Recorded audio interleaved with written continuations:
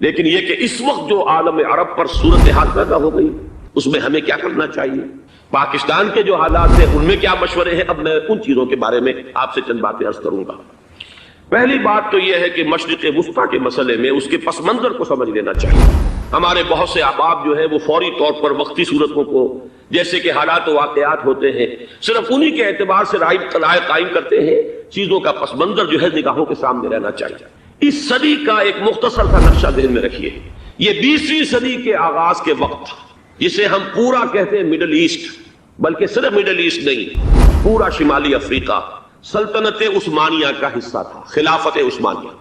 Libya, الجزائر، مصر، پورا حجاز، یمن، پورا عراق، شام، اور یہ شام ہی کے حصے ہیں در حقیقت، اردن اور لبنان، یہ سب، یہ شام عرب، عراق عرب، یہ پورا علاقہ خلافت عثمانیہ یہ اس کا حصہ تھا۔ پہلی جنگ عظیم میں انگریزوں نے عربوں کو بغاوت پر آمادہ کیا، غداری پر آمادہ کیا، انہوں نے خلافت عثمانیہ کے خلاف بغاوت کی، بیج بوئے ان کے دلوں کے اندر نفرت کے، ابھارا انہیں کہ تم ترکوں کے غلام کیوں ہو، تمہیں خود حاکم ہونا چاہیے، تم کھڑے ہو جاؤ، ہم مدد کریں گے، تم بغاوت کرو، تم ان ترکوں کے خلاف ہماری مدد کرو، ہم تمہیں آزاد کر دیں گے، تم اپنے پاؤں پر خود کھڑے ہو جانا۔ یہ بہت ہی ہمارے لیے دردناک المیہ ہے اس پہلی جنگ عظیم کا۔ کرنل لارنس جیسا شخص، برطانوی استعمار، اور اس کے نتیجے میں عربوں نے بغاوت کی۔ اور اس قدر دردناک بات آپ کو بتا رہا ہوں، میں پہلی مرتبہ جب سن 62 میں حج کے لیے گیا مدینہ منورہ میں، ابھی وہ ریل کے انجن کھڑے ہوئے تھے۔ یہ ترکی کے زمانے میں، سلطنت عثمانیہ کے زمانے میں بغداد سے مدینے تک ریلوے لائن تھی۔ یہ پورا ایک عالم سلطنت عثمانیہ، صرف سلطنت نہیں، خلافت عثمانیہ، پوری ٹرینیں جو ہے ترکوں کی اڑائی گئی، ہزاروں ترکوں کو شہید کیا گیا،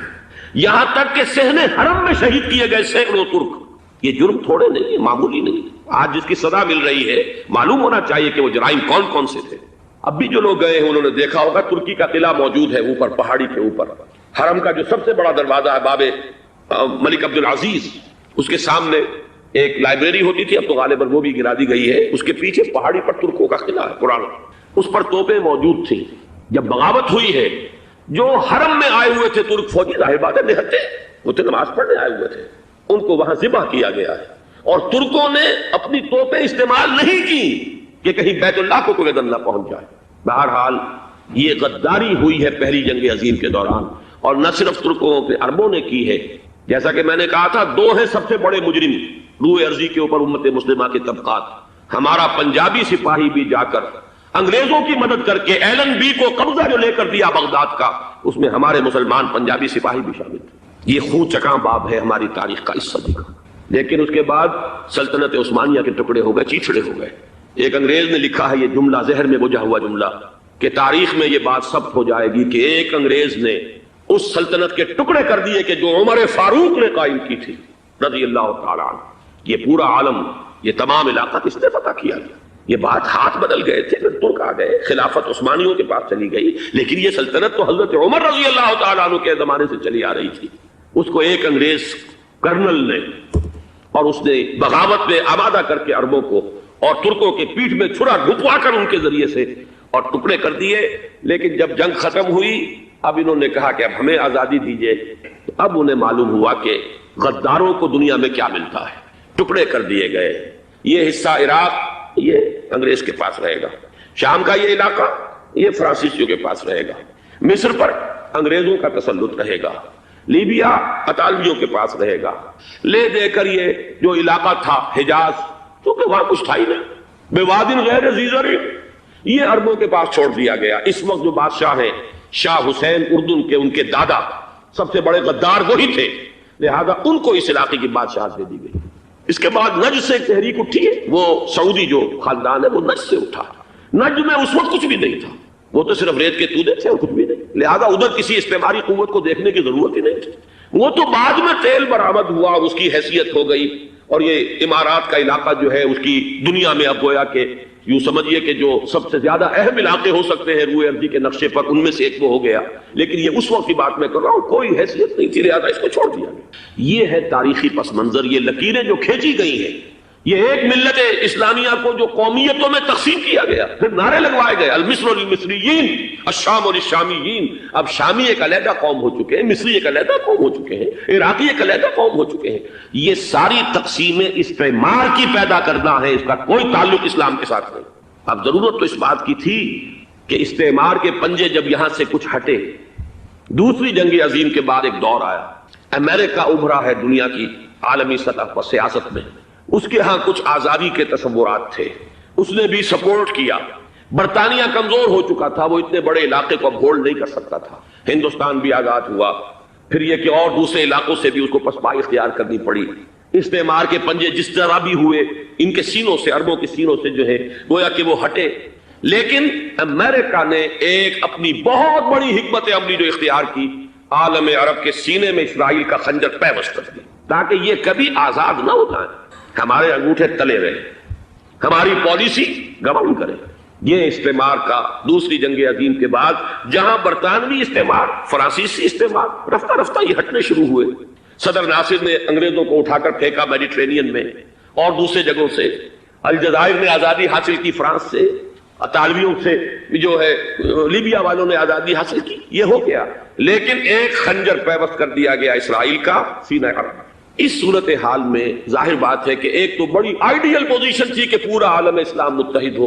لیکن وہ تو بہت دور کا خواب معلوم ہوتا ہے۔ علامہ اقبال سے بڑا کوئی نقیب نہیں ہے ملت اسلامی کی وحدت کا۔ ایک ہو مسلم حرم کی پاسبانی کے لیے نیل کے ساحل سے لے کر تا خاک کاشغر، لیکن انہیں بھی اپنے لیکچرز میں کہنا پڑا کہ اس وقت جو صورتحال ہے پورے عالم اسلام کی ایک وحدت بن جانا تو تقریباً ناممکن نظر آ رہا ہے۔ اگر کسی طرح ایک common wealth of Muslim nations وجود میں آ جائے تو بھی بڑی کامیابی ہوگی، لیکن اس سے بھی پہلے یہ تو زیادہ آسان تھا کہ عالم عرب ایک وحدت کی شکل اختیار کر لے۔ یہ تو ایک قوم ہے،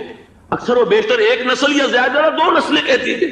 شمالی افریقہ میں بربر نسل بھی ہے، باقی تو سب عرب ہے۔ یہ پورا عالم ایک نسل، ایک زبان، پورے اتنے رقبے کے اوپر بولے جانے والی ایک زبان، یہ تو ایک ہو جائے۔ افسوس یہ ہے کہ اس کا ایک ہو جانا، ایک شخصیت ابھری تھی جو مذہبی مزاج کی شخصیت تھی، جو دینی مزاج کی حامل شخصیت تھی، اگر اس کی قیادت میں عالم عرب متحد ہو جاتا تو واقعتاً ایک بہت بڑا جو ہے مرحلہ وہ طے ہو جاتا پوری عالمی ملت اسلامیہ کی ایک وحدت اختیار کرنے کا۔ وہ شخصیت تھی شاہ فیصل شہید کی، اور اس لفظ کے ساتھ ہی آپ کے ذہن میں آ گیا ہوگا کیوں انہیں شہید کر دیا گیا، کس نے کیا کرایا، کہاں سے تعلیم حاصل کر کے آیا تھا وہ جس نے شہید کیا شاہ فیصل شہید کو، اس کی گردن پر کون سوار تھی، وہ یہودی لڑکی کے جس کے فوٹو بھی شائع ہوئے، ایک گردن پر اٹھائے کھڑا ہوا شہزادہ اپنی ایک یہودی دوست کو، لڑکی کو، اور وہی ہے کہ جس نے جا کر پستول سے شہید کیا ہے۔ جان اچھی طرح جان لیجئے، جیسے بارہا میں نے عرض کیا ہے کہ حضرت عمر کو شہید کرنے والا کہنے کو ابو لولو فیروز تھا، لیکن اس کے پیچھے پورا ایرانی نسل پرستی کا جو پورا پس منظر ہے، اسے تو ہر شخص جس کی ذرا بھی نگاہ جو ہے جو صرف منظر کو نہ دیکھ رہی ہو، پس منظر کو بھی دیکھنے والی ہو، وہ تو جان دے گی کہ ابو لولو فیروز ایک فرد کا نام نہیں تھا، وہ ایران کا انتقام تھا عالم عرب سے۔ بالکل اسی طریقے سے یہ امریکی استعمار کا ہتھ کنڈا تھا، اسے محسوس ہوا۔ شاہ فیصل مذہبی مزاج کا شخص، یہ ابھر رہا ہے، اور یہ شاہ فیصل کی حکمت عملی کا ذرا آپ اندازہ کیجئے۔ لاہور میں سمٹ کانفرنس ہوئی، اس میں وہ آئے، سب سے ٹاورنگ پرسنالٹی پورے اس وقت عالم اسلام کے اندر شاہ فیصل کی تھی، اور وہ گویا کہ ایک بہت ہی جس کو کہا جائے کہ ایک بہت ایلڈرلی، ایک بزرگانہ ایک شخصیت جو ہے، اور انہوں نے اپنی دولت کے دروازے، عرب میں وہ مشہور تھے کہ نہایت خسیس اور بخیل انسان ہے، اس لیے کہ وہاں وہ خرچ کرتے تھے حساب کتاب کے ساتھ، لیکن ان کے خزانے کھلے ہوئے تھے عالم اسلام کے لیے، ادھر بھی مدد ہے، ادھر بھی مدد ہے، ادھر بھی کام ہو رہا ہے، ادھر بھی کام ہو رہا ہے۔ پھر انہوں نے تیل کا ہتھیار استعمال کر کے ایک دفعہ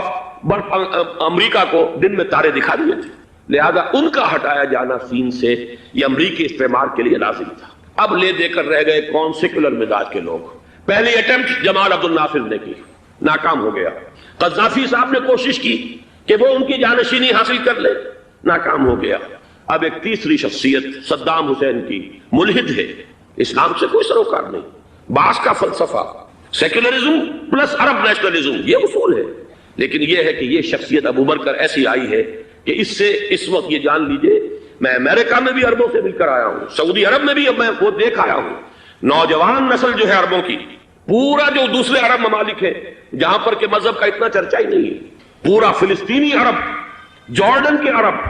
شامی عرب عوام وہ سب کے سب صدام کے پیچھے ہیں، اس لیے کہ انہیں نظر آ رہا ہے کہ ایک شخص پھر ایسا پیدا ہو کر سامنے آ گیا ہے جو شاید عالم عرب کو پھر یونائٹ کر دے، اور یہ ہے اصل وہ شے کہ جو امریکہ کے لیے کسی صورت میں قابل قبول نہیں۔ دولت کے یہ ذخائر، خلیج کی یہ دولت، سیال سونا اور اس کے ذخیرے، اور یہ کسی طریقے سے یہ امریکہ کے زیر اثر نہ رہے، یہ ہے وہ شے جو اسے برداشت نہیں ہے۔ وہ کوئی اربوں کی محبت میں نہیں آیا 2.5 لاکھ فوج لے کر، وہ کوئی شاہی عرب جو خاندان ہے سعودی، اس سے اس کی کوئی دلچسپی نہیں ہے، کوئی پتہ نہیں کہ وہ خود ان کو ہٹا دے اور وہاں پر کوئی جمہوری ڈھانچہ جو ہے وہاں پہ کھڑا کروا دے خود امریکہ۔